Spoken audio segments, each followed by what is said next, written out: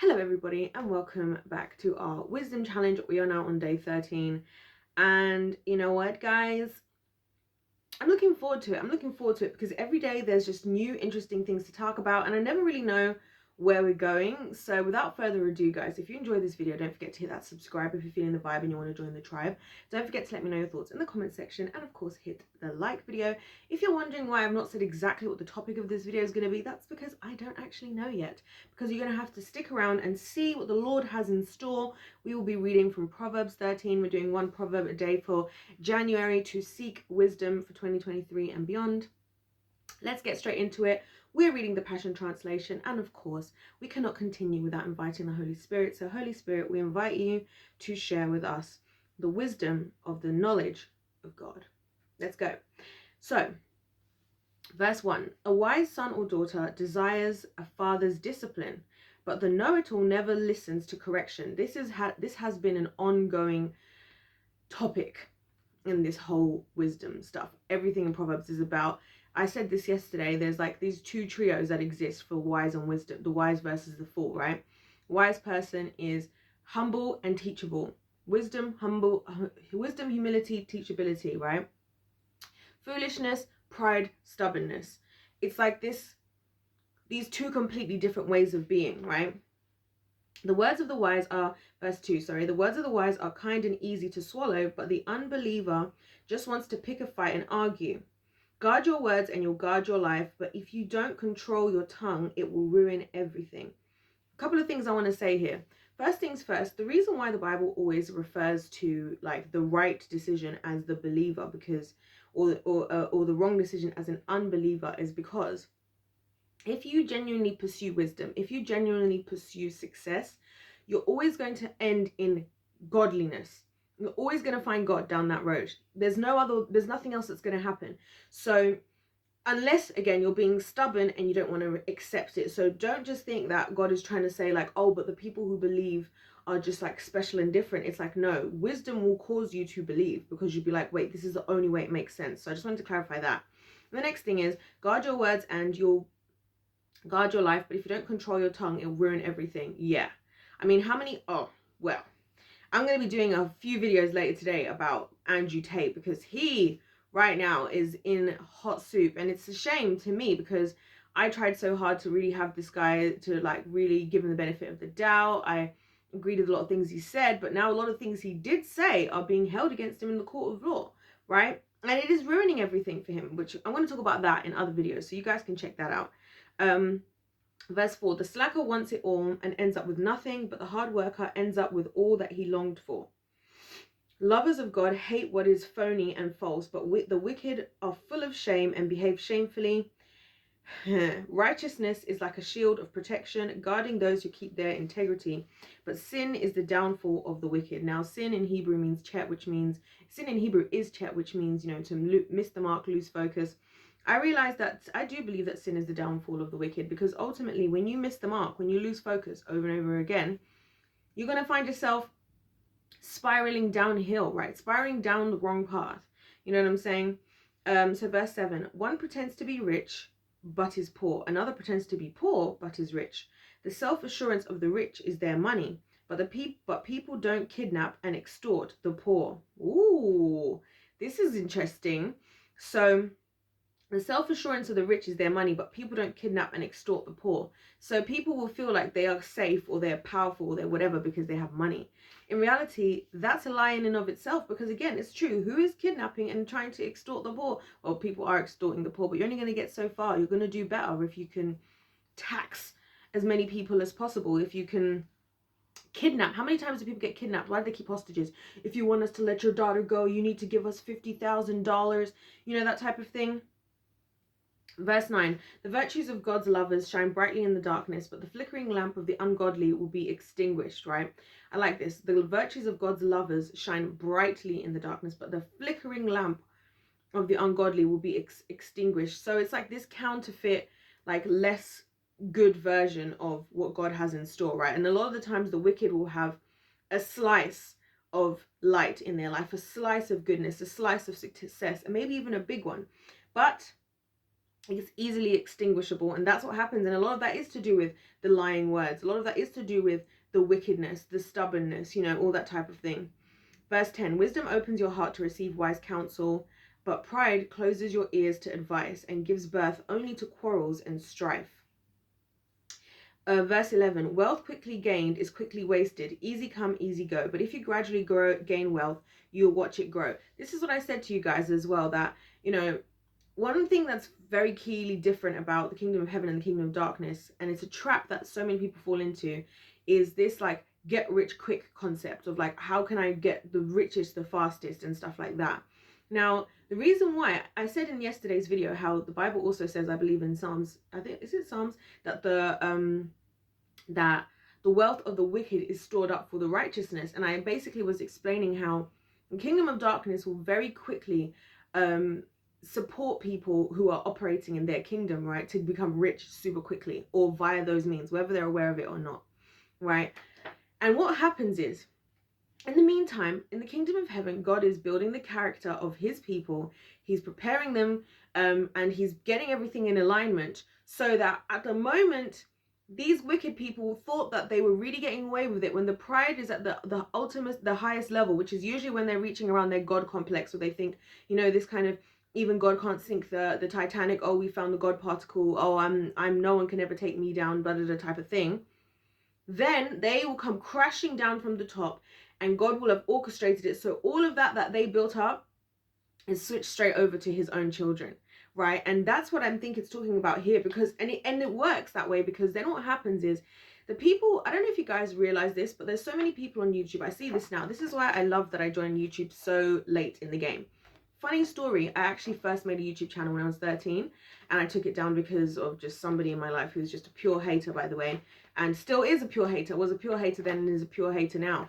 But anyway, I thank the Lord, because again, he still uses the things that the enemy does to our benefit. Because what happened was, I didn't have a channel, and I in fact didn't even want to start a channel until God told me to, like, was it 2021? And then I was like, really, God, but with so many people on YouTube, what's the point? It's like, just talk, just make videos. But anyway, the benefit was I've got to watch so many other people's journey, right, who maybe skyrocketed, they went viral, but so many of them went broke. So many of them went broke. So many of them that we used to be like the top YouTubers that we all listened, that I say we all, I didn't really watch a lot of them because I watch my own other types of things, but that were really popular, right? A lot of them are broke now. A lot of them who, even people, celebrities, a lot of them who had these, you know, these big movies or whatever, a lot of them are just working like normal jobs now. A lot of them have gone bankrupt. Why? Because when you gain wealth so quickly, right? And I even saw a quote today. It was like, gaining lots of money is not going to fix your spending habits. Do you know what I'm saying? And so what ends up happening is people who gain wealth quickly lose it quickly, whereas those who've had to gradually get there, a lot of the time, they're more money savvy, they're more wise, you know. And that's the difference, because you learn the little lessons along the way as you're going from level to level, as opposed to overnight getting 10 million, right? And then thinking, oh my gosh, immediately I'm going to start spending it because I got 10 million anyway. And then before you know it, you got 0 million. And once it's gone, you know. So yeah, verse 12. When hope's dream seems to drag on and on, the delay can be depressing. But when at last your dream comes, life's sweetness will satisfy your soul. That's beautiful. Despise the word, will you? Then you'll pay the price, and it won't be pretty. But the one who honors the Father's holy instructions will be rewarded. I just realized I didn't finish my point about YouTube. What I was just trying to say is that those of us who started YouTube later in the game, even if YouTube is just like not paying creators, and I never started and actually, because of watching what happened with YouTubers, I've never started YouTube with a viewpoint that this is going to be a financial opportunity for me for various reasons, right? Seeing how quickly people get censored just because they want to shut people down and stuff. What I was trying to say is that having been able to watch others who just rose really quickly, ignorantly, has given an opportunity for those of us who are, you know, going at it longer. And I mean, I've been on YouTube now. I'm posting YouTube videos for like oh my gosh, I think it's exactly 2 years today. That's crazy, right? I think it's actually exactly 2 years today. But anyway, you know, and it's been slow and it's been steady. Like, it's been very, very slow and steady. But you know what? I trust in the Lord, because every now and then I have these certain revelations where I'm like, you know what? I'm kind of glad at this pace. I trust that the God will let my channel grow at the pace that it needs to grow. Do you know what I'm saying? Where are we? Yeah, so I was like, despise the word, will you? Then you'll pay the price and it won't be pretty. But the one who honors the Father's holy instructions will be rewarded. When the lovers of God teach you truth, a foundation of life opens up within you, and their wise instruction will deliver you from the ways of death. We talked about how foolishness always leads to death, guys. Pridefulness leads to foolishness, leads to death. There's a video in this series, which I have a whole playlist for. You can check out, that basically breaks that down and how that works. Where am I? Verse 15. Everyone admires a wise, sensible person, but the treacherous walk on the path of ruin.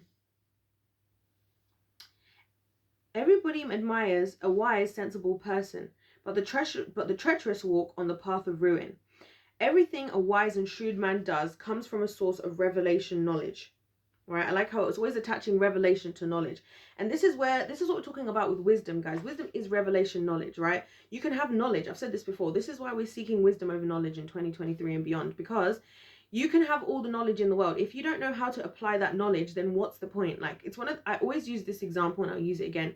Some people think they're so intelligent because they can name to you the capital city of every place in the world. They can tell you the population of so on and so forth. They can tell you how many kings came from this, that, and the other. What is that adding to your life? If you can tell me how that is applicable in order to the success of your life, then that's useful. There's lots of scientifically intelligent people. Guys, I did a science degree. I've said this before, right? You learn so many things. I can tell you guys what an atom looks like. I can tell you how they work. I can tell you where the electrons go. I can tell you this type of bonding, that type of bonding. I can draw for you the structures of reactions that happen between molecules and all sorts of stuff, guys. To what end? Do you see what I'm saying? What is that? How? The only time that becomes valuable is when it shifts into wisdom and I can use it for something. Does that make sense? So, you know, where are we? So that's why it's revelation knowledge. It's just not knowledge. It's knowledge with a revelation. Do you guys see what I'm saying? But the behavior of a fool puts foolishness on parade. An undependable messenger causes a lot of trouble, but the trustworthy and wise messengers release healing wherever they go. Poverty and disgrace come to the one who refuses to hear criticism. Whew. But the one who is easy to correct is on the path of honor. Now, this is the thing, guys. Again, going back to these two trios. Wisdom, humility. What was I going to say? Sorry, because I got distracted thinking of prosperity as well, because it does lead to prosperity, right? Wisdom, humility, teachability, prosperity. Maybe we're now in a square, right? What does it say here? Yeah, foolishness, pride, right? Stubbornness is foolishness. Through pride leads to what? Poverty, right? So that's another four. We can have those as 2 4 squares now, right? The end game is the same. The end game of the wise is life. The end game of the fool is death. The end game of the wise is prosperity. The end game of the fool is poverty. Do you guys see where I'm going with this? Or rather, not where I'm going, where the Lord is going. But I'm just, I'm just saying it in my own, however I'm saying it anyway. Where are we? Verse 19, when God fulfills your longings, sweetness fills your soul. But the wicked refuse to turn from darkness to see their desires come to pass. This is the thing, because I'll tell you guys something about being on a journey of wisdom and winning. And this is why we're called the winning team, because I tell you guys stuff like this. It's not easy. There is this misconception that doing the right thing, succeeding, winning, gaining wisdom, it's not easy. You constantly have to be teachable. You constantly have to be adaptable. You constantly have to humble yourself. Do you guys see what I'm saying? In order for you to move forward. I'll give you guys an example of something that happened to me that was like, whoa, a whoa moment for me that really changed my life, right? So I was working for this company as their event planner, right? And I was working, so they did this huge event. It was going to be an incredible event. Now, I'm a super organized person. So the way I did all of this was I always set up, like, I always make the schedule for the whole day, like for the setup, the event itself, and then the afterwards. And then I make that whole, what do they call those? I don't even remember what those things are called. Like, not an itinerary, but you know what I mean? I haven't done event planning in a long time. I can't remember what these things are called. And then I always make person specific ones. So there'll be like the normal basic one, and then there'll be person specific ones. So if you're like doing music and there's like a band or there's like performers, they'll have specifics on theirs that are not on others. Like they need to be backstage at this time, they need to be on set for this time, they need to do this at whatever time, you know what I mean? And it'll all be listed out. If there's the catering, I'll do the same for the catering, and I'll give them this and I'll give them that. So everybody has, and I usually give everybody a clipboard as well with that on, who's like any kind of leader. But then if not, I just give them, you know, their piece of paper to follow. So everybody who's involved in this event, from the people who've hired me to do the event, to literally the people cleaning, to the ushers, to the performers, to the everything, everybody knows what they're supposed to be doing. Everybody has a clear breakdown of what's supposed to be happening at every minute. And I always say to people, if you follow this, because I've always said in event planning, I'm like, if we follow this structure, then we can all enjoy the event, because we won't be worried about like, is this happening, is that happening, because it's all accounted for, right? Anyways, time and time again, people ignore that, right? Even though they've hired me to be the event planner, and then they start having to run around and things go downhill. Anyway, so I'm at the event now. I've come on time. I've done what I needed to do. I've set everything up the way I've needed to set it up. I've got the stall set. I made sure the floor plan was done. I got there before the people who even were doing the event, right? Even though they were supposed to be there before me. But anyway, so the event's not going well, because they had said that they were going to do a champagne hour in the first hour of everybody who came. But the organizers of this event, right, were like running late. So then the champagne hour wasn't happening, and one of the ladies, this lady came up to me. She was a black woman actually, and I was kind of freaking out. Like, I didn't know what I was going to do. I was really disappointed, and I was kind of embarrassed. And this lady says to me, you know something? And I really valued her saying this, by the way. She was like, even if she basically was telling me how she's an event planner herself, and she plans events even way bigger than that event that we were doing, and how I need to be careful about who I attach my name to as an event planner, because right now she's looking at this event and she's looking at me as the event planner, as the one who's like responsible, and it really doesn't matter what was or wasn't the reason the event is happening right now, as far as my reputation, and I need to protect my reputation. Let me tell you guys something. This was one of those moments I was so grateful, and I really stopped. Like, when she said it, I really stopped, and I was like, yeah, like, I was like, you know what? Yeah. And it wasn't nice to hear, because I was embarrassed. And again, in my mind, in this experience, I was losing the opportunity. Let's say things have gone well, and she then might have seen me in a different way. For all I know, she might have wanted to work with me, but in this case, I didn't. She probably didn't. And she was nice enough, obviously, to give me advice. She didn't have to, right? My point is here that you, in gaining wisdom, have to be teachable, because it would be so easy for me in that moment, right, to just go on and on and on and on about how they should have done this, they should have done that, blame them for how I look. But at the end of the day, it's me. I'm the one who's here. I'm the one who attaches my name to something. And that specific experience affected how I deal with business as a whole.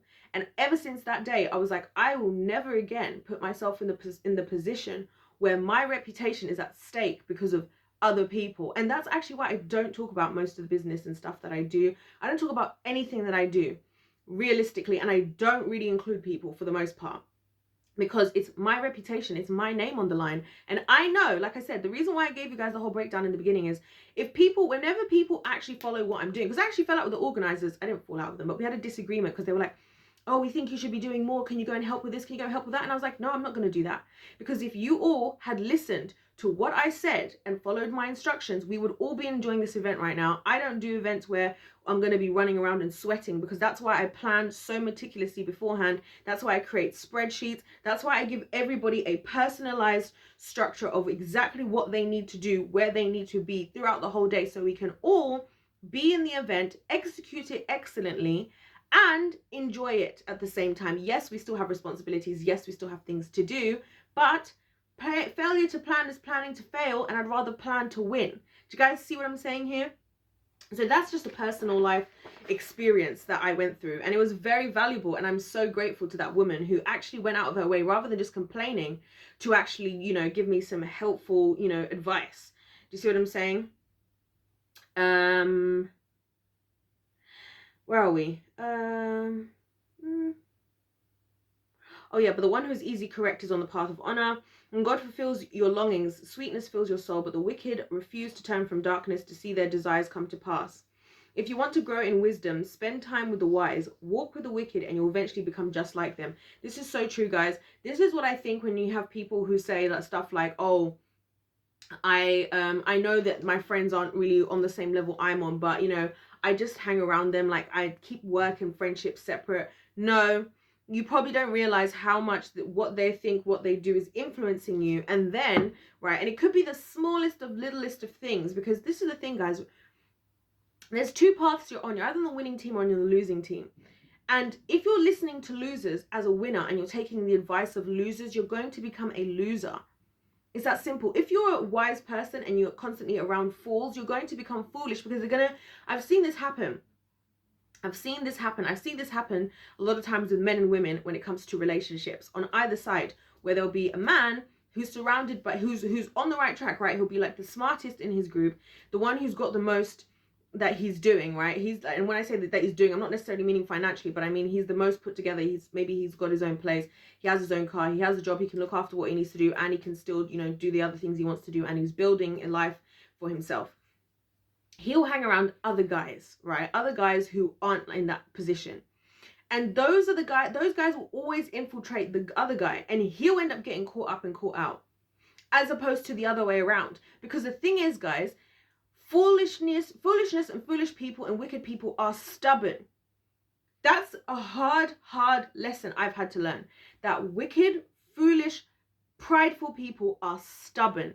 They don't want to change. They do not want to change. They will not change. You might love them and see potential in them. If they don't see that in themselves, and more importantly, if they don't make an internal decision, if they don't have a personal conviction, it's not going to change it.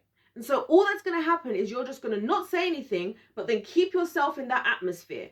And then all of a sudden, and this is how the kingdom of darkness works, it just chips away at you a little bit. The devil doesn't come in and say, hi, I want you to go and sacrifice 300 children in order to be rich and famous. He comes in and says, oh, you know what? Do you just want to can you just come to this ritual? All we're going to be doing is, I'm giving an extreme example. Let's go differently, right? The devil doesn't come in and say, and instantly send you a woman who clearly looks like Jezebel. Here we go. Instead, there'll be this nice lady at work. This nice woman. She's just nice, right? And you can sense a little bit of tension there, but you're like, you know what? I'm okay. It's fine. I'm married. And then she'll just chip and chip. Your internal instincts will be telling you, and you've seen what she's done. Let's say she's known to be around. Let's say she's known for foolishness, yeah, in the office, to fool around. You're thinking, oh, it's not too bad, but she'll be chipping and chipping and chipping and chipping slowly away. And then one day she'll pounce just like a snake, and you'll get bitten. You won't even see yourself getting bitten. And then you'll be finding yourself going downhill. You'll be finding yourself cheating. You'll be finding yourself impregnating her because she was trying to do this all along. This is how the devil works. You don't realize you're dealing with, do you think that Jezebel walks around? Do you think the devil really walks around like, hi, I'm the devil? If he did, hopefully enough of us would realize it. That's not how it works, guys. So anyway, don't spend time around the wicked. Don't spend time around fools. Don't spend time around them. Don't bother. Do not bother, because I tell you guys something. In life, as far as entropy is concerned, the universe as a whole is always moving far closer to disorder. That's what the law of entropy is, right? And the only reason that doesn't happen is if we go against it. So if you're in a situation where you are passively in this situation, you are moving towards the entropy that already exists in the universe, which is disorder. You're going with the law of entropy. Does that make sense? Verse 21. Calamity chases the sin chaser, but prosperity pursues the God lover. The benevolent man leaves an inheritance that endures to his children's children, but the wealth of the wicked is treasured up for the righteous. Oh my gosh, it's right here. All along, it was right here. This is literally the verse I was talking about. The wealth of the wicked is treasured up for the righteous. The lovers of God will live a long life and get to enjoy their wealth, but the ungodly will suddenly perish. If you withhold correction and punishment from your children, you demonstrate a lack of true love. Thank you, Lord Jesus, for saying this. Thank you, God, for saying this, sorry. Because this is what I'm talking about. This is what we're seeing in society today. All of these parents, yeah, today, oh, I'm going to have to do a whole video on this one scripture here, right? Let's talk about love, right? We're going to talk about love. You know what? We'll talk about love separately. We'll talk about love. Actually, we'll talk about it a little bit here because we might as well. We're here, right? If you withhold correction and punishment from your children, you demonstrate a lack of true love. So prove your love and be prompt to punish them. Listen. There's a reason why God calls us his children, because children don't know better. This is what I'm trying to say. Children do not know better. Children are supposed to be guided, and they're supposed to be stewarded. They're supposed to be coached. They're supposed to be taught, led. Do you see what I'm saying? And we're living in a society where now children get to make decisions over their parents. How does that make any sense? How does that make any sense? And it'll be like, oh, well, my daughter feels like this and I want to let her do this because I want her to feel good because I love her. If you love her, you do what's right for her. There's a reason why we don't let children live a diet off of candy and sweets and stuff. Why? Because we love them enough that that's not going to nourish your body. That's not going to give you a long-lasting life. And it's the same thing, guys, when it comes to love. There is no love in telling somebody and agreeing with something that doesn't help them move forward. That's not love. That's being nice. That's being nice. And let me tell you guys, some of the most evil people are the nicest. Some of the most pointless existences of human beings are the nice people. Because everything goes. And that's where we're in society today. And guess what? Are people doing better? Are people being healed? Are people being are people stopping and unaliving themselves as a result of all of this niceness? And we love everybody, so we accept everything? No. No, they are not. We're still dealing, mental health issues are getting more and more and more. Everybody's wearing about, it's like we've all become flipping, it's like, you know, like when you have like Girl Scouts or like you go to, what's those things called?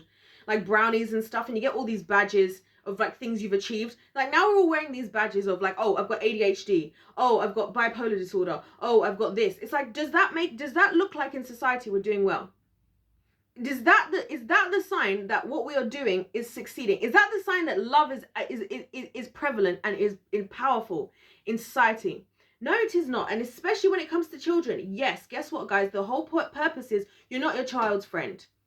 You're not their friend. You're their parent. And yes, I'm not saying go crazy with it, because there's a lot of parents, especially in African culture, who just take out their anger issues on their children through beating them. I'm not talking about that. I'm talking about purposeful, helpful life lessons that mean that when they come to adulthood, they know they have the wisdom to live well in the world. And the fact that so many adults get to their 20s, their 30s, and are freaking lost is a sign to me that we are not doing this. It is a sign to me that people have not been loved the way they were supposed to be. Because if they were, they would be coming into the world with wisdom as God intended as an adult, and not just as children with a freaking driving license who are old enough to do all the adult things, right? Who are expected somehow to just click and know how to do everything adult as soon as you become an adult, right? Adult as far as what the law decides adult, but actually don't have the training, the coaching, the guidance, the teaching that they were supposed to have. So yeah, I got really passionate about that one, because this is something I care a lot about with all this. Oh, we love. If you love somebody, you tell them the truth. My favorite Bible verse, guys, is 1 John 3:18. Little children, let us not love just in words, but in deed and in truth. In actions, not just in feelings. How many people know somebody who says they love everybody, but where do your actions back it up?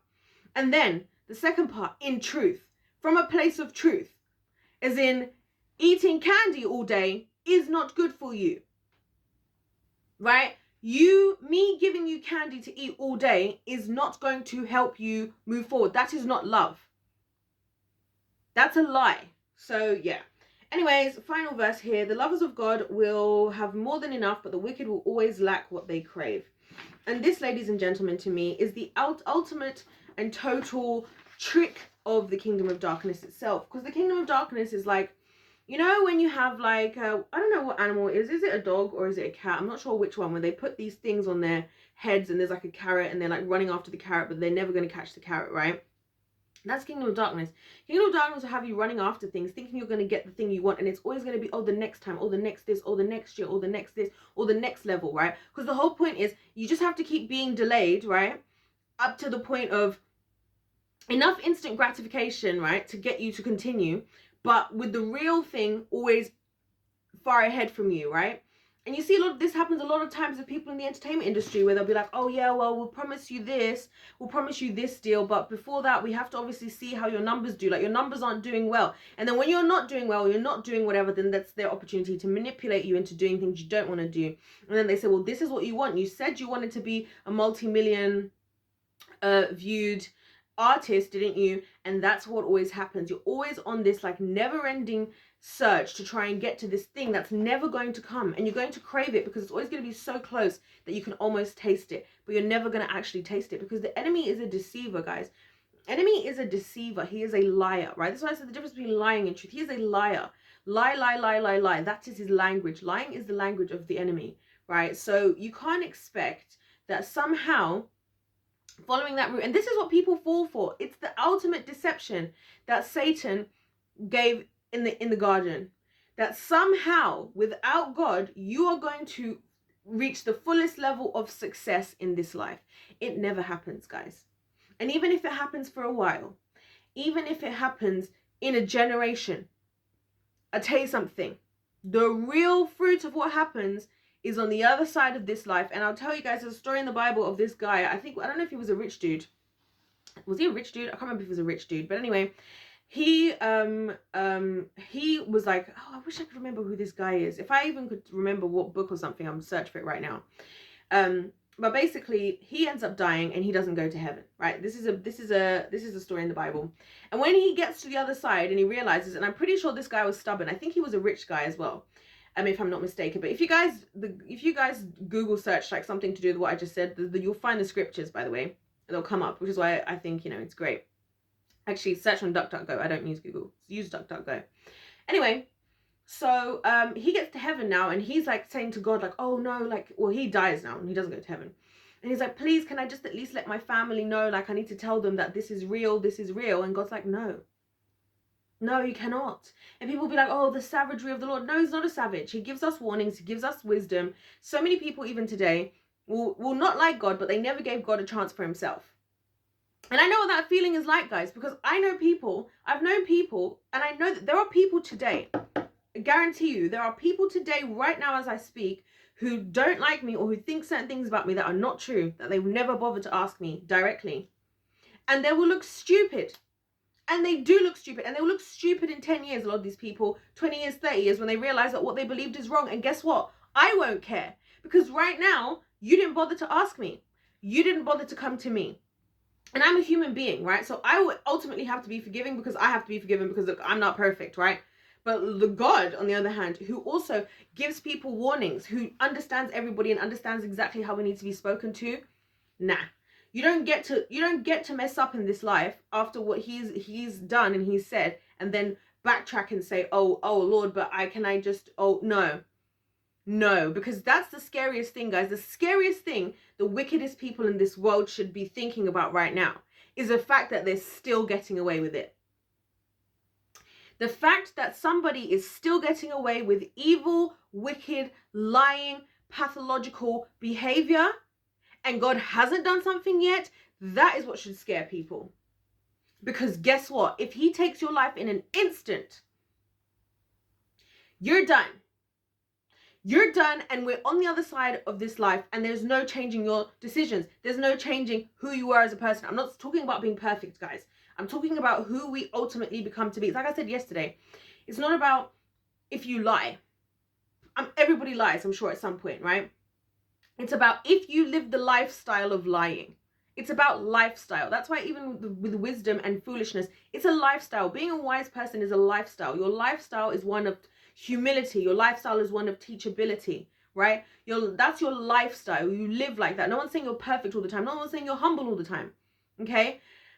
But being foolish, it's a lifestyle. You live a lifestyle of stubbornness. Nobody can tell you nothing.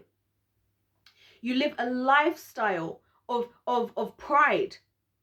Do you see what I'm saying? Thinking you know better than you do. And let me tell you guys, that is the most dangerous. I've known people so prideful that I'm like, listen, I don't want to know you. There's like people I know in my personal life that I don't speak to, because I don't want to be in their life when their ship starts to sink. I am not so foolish as to think that I can outdo the power of God.